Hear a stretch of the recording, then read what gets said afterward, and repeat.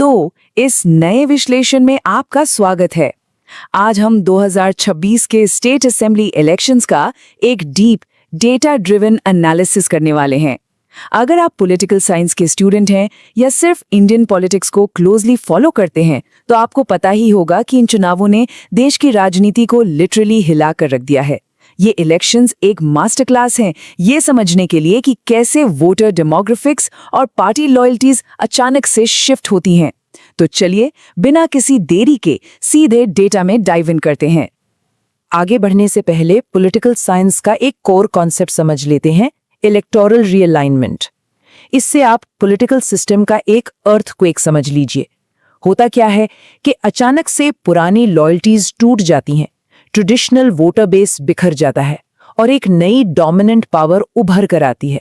और जैसा कि हम आगे देखेंगे 2026 के नतीजों ने बिल्कुल यही किया है। पुराने समीकरण कंप्लीटली बदल चुके हैं। ओके, तो आज के इस एक्सप्लेनर को हम 5 हिस्सों में ब्रेक डाउन करेंगे।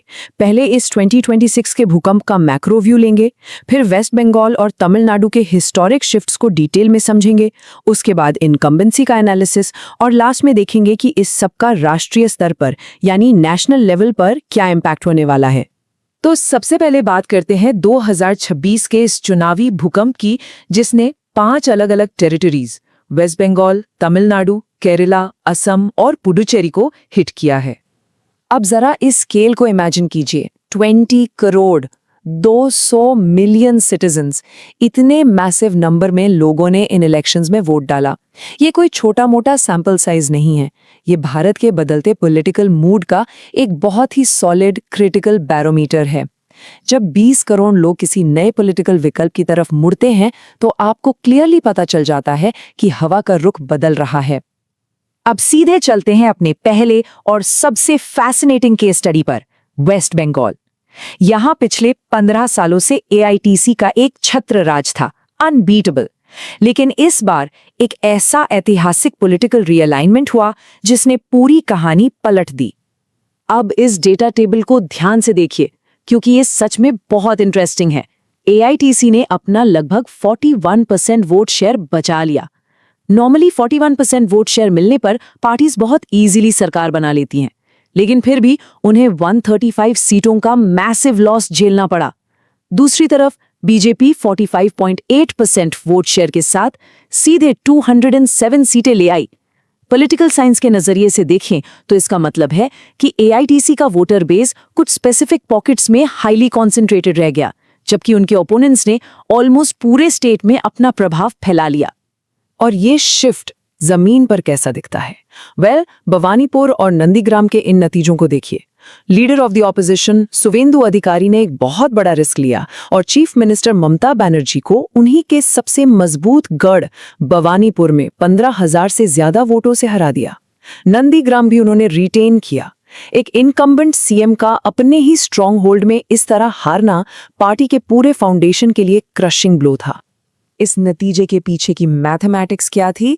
सेंटर फॉर पॉलिसी रिसर्च के निलंजन सरकार का ये कोट इस डेमोग्राफिक रियलिटी को बिल्कुल परफेक्टली कैप्चर करता है। जमीन पर बेहद तीव्र ध्रुवीकरण यानी पोलराइजेशन हुआ था, खासकर अर्बन मेल वोटर्स के बीच, और यही वो पॉइंट था जिसने चुनाव के पूरे डायनामिक्स को चेंज कर दिया।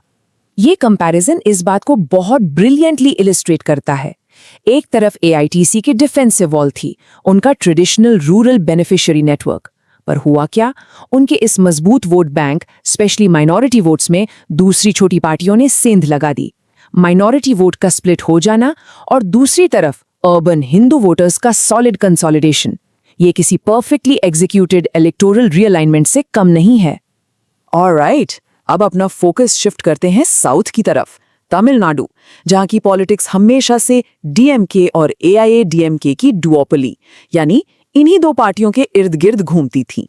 लेकिन इस बार ये डुओपोली स्पेक्टेक्युलरली टूट चुकी है। ये नंबर्स देखिए, बिल्कुल अनबिलीवेबल।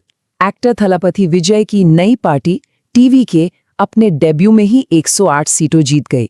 234 सीटों वाली इस असेंबली में वो मेजॉरिटी मार्क्स से लिटरली सिर्फ 10 सीट दूर रह गए। एक तरफ डीएमके 59 पर और एआईएडीएमके 47 पर सिमट गई और स्टेट को एक हंग असेंबली का सामना करना पड़ा। पर सवाल ये है कि अचानक से ये इतना बड़ा शिफ्ट आया कहाँ से? इसके पीछे थे पूरे डेमोग्राफिक्स। यहाँ एक मैसिव जेनरेशनल गैप देखने को मिला। आज का यूथ उस ट्रेडिशनल पॉलिटिक्स से बिल्कुल थक चुका था जो उनके पेरेंट्स फॉलो करते थे। उन्हें एक क्लीन ऑल्टरनेटिव चाहिए था और टीवीके के इस social media driven new gen campaign ने एग्जैक्टली वही प्रोवाइड किया। वोटर शिफ्ट इतना इंटेंस था कि सिटिंग सीएम एमके स्टैलिन तक अपने बैस्टियन कोलैथूर से हार गए। That is a real game changer. अब आगे बढ़ते हैं और पॉलिटिकल साइंस के कुछ और क्लासिक थ्योरीज को केरला और असम के नतीजों पर अप्लाई करके देखते हैं। चलिए देखते हैं इनकम्बेंसी यानी जो पार्टी सत्ता में है, जनता उसके साथ कैसा व्यवहार करती है। तो देखिए यहाँ हमें दो बिल्कुल एक्सट्रीम एग्जाम्पल्स मिलते हैं। केरला में हमने देखा कि वहाँ के वोटर्स ने ट्रेडिशनल एंटी इनकम्बेंसी रूल को फॉलो किया और सत्ता बदल दी। वहीं असम में बिल्कुल इसके ऑपोजिट हुआ। वहां वोटर्स ने इनकम्बेंट सरकार को क्लियर पास दिया और उन्हें वापस पावर में लाकर बिठा दिया। केरला की बात करें तो यूडीएफ का डिसाइसिव मैंडेट बिल्कुल क्लियर है, 97 सीट्स। इलेक्टोरेट ने लेफ्ट डेमोक्रेटिक फ्रंट यानी एलडीएफ की लगातार दूसरी बार सत्ता में आने की अपील को बिल्कुल फर्म तरीके से रिजेक्ट कर दिया। यहां दी एंटी इनकम्बेंसी सेंटिमेंट ने कंप्लीटली डोमिनेट किया। पर अब असम को देखिए, एनडीए के पास स्वीपिंग 102 सीट्स आई हैं 126 में से। Absolute dominance. वोटर्स ने इंफ्रास्ट्रक्चर और डेवलपमेंटल नैरेटिव पर अपना पूरा भरोसा जताया और इनकम्बेंट सरकार को भारी बहुमत दे दिया। असम के चीफ मिनिस्टर हिमंता बिस्वा शर्मा के इस डायरेक्ट कोट से आप वहां का ग्राउंड सेंटिमेंट बहुत आसानी से समझ सकते हैं। वंशवादी राजनीति की अस्वीकृति यानी rejection of blue blood politics. ये एक ऐसा पॉपुलिस्ट नैरेटिव था जिसने जमीन से जुड़े लोगों को डायरेक्टली टच किया और उन्हें आइडेंटिटी बेस्ड राजनीति के जरिए पावर रिटेन करने में बहुत बड़ी मदद की। तो इतना सब डिस्कस करने के बाद हम अपने मैक्रो टेकअवेज की तरफ आते हैं। इन पांचों टेरिटरीज से और इन नए डेमोग्राफिक और पॉलिटिकल शिफ्ट से हम आखिर क्या कंक्लूड कर सकते हैं? यहां आकर एक काफी सोबरिंग फैक्ट सामने आता है। 65%। पता ये क्या है?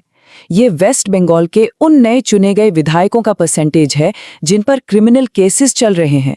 मतलब एक तरफ हम देखते हैं कि वोटर अपनी लॉयल्टीज कितनी तेजी से शिफ्ट कर रहा है, नए समीकरण बन रहे हैं, पर दूसरी तरफ राजनीति में ये जो क्रिमिनलाइजेशन का इंस्टीट्यूशनल चैलेंज है, ये आज भी हमारे लोकतंत्र में बहुत मजबूती से जड़े जमाए हुए है।